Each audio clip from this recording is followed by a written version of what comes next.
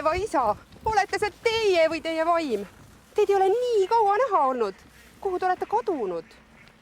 Kas teil on plaan nüüd kauemaks Rapla valda pidama jääda? Siis oleks äkki paras aeg osaleda valimistel.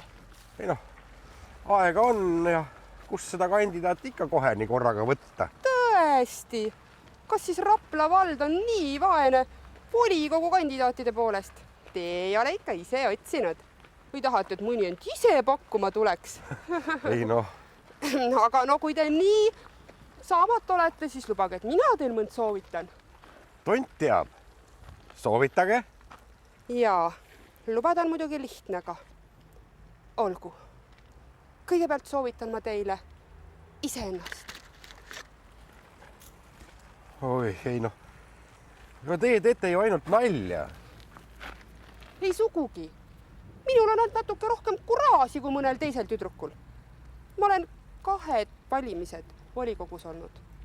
Tegelenud seal külaelu edendamisega, tervise edendamisega. Teate, kui vähe naisi volikogus on?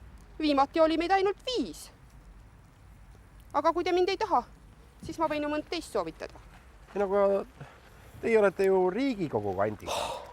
See, mis Riigikogu puutub, see oli nüüd küll nali. Aga mis praegu ütlesin? Tõsi. Aga paistab, et te mind ei taha. Teil pole nüüd julgust seda välja ütelda. Pidage kandidaati üle. Öelge mulle, kuidas ma saan teid valida? No siis ärge muutuge nii pühalikuks, vaid minge 20. oktoobril oma kohaliku valimisjaoskonda ja valige number 105. Või veel parem, osalege e-hääletamisel. No jah.